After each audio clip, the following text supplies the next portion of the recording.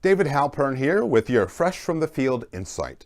Like many commercial leaders, you would probably prefer to spend more time in the field to understand better the interactions between your people and your customers. I would like to share with you the takeaways from the conversations I had with salespeople from Merck, Amarin, Sanovian, Veristem, and Synergy. And they had a common issue on their minds: compliance. Now this is where it got really interesting. The folks I spoke with had no issue with conduct and conversation that kept themselves, their companies, and their customers safe. However, the feelings reps had about how their companies dealt with the field and compliance clearly fell into one of two buckets.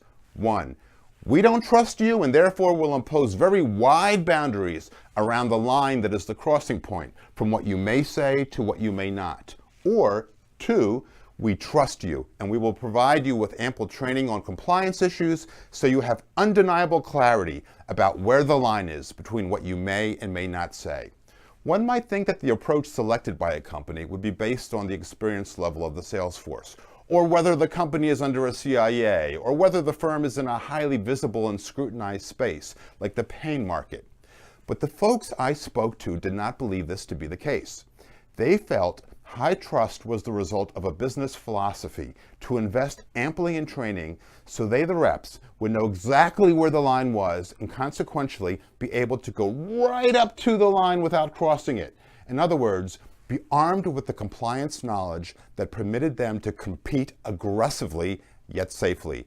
I even heard it described as analogous to your pet dog and his invisible fence.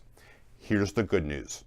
You may have a huge opportunity to avoid leaving gold on the table and have your customer-facing team feel more trusted by improving your compliance culture with smarter training, field reinforcement, and measurement. This has been your Fresh from the Field insight for the week. See you next time with more food for thought.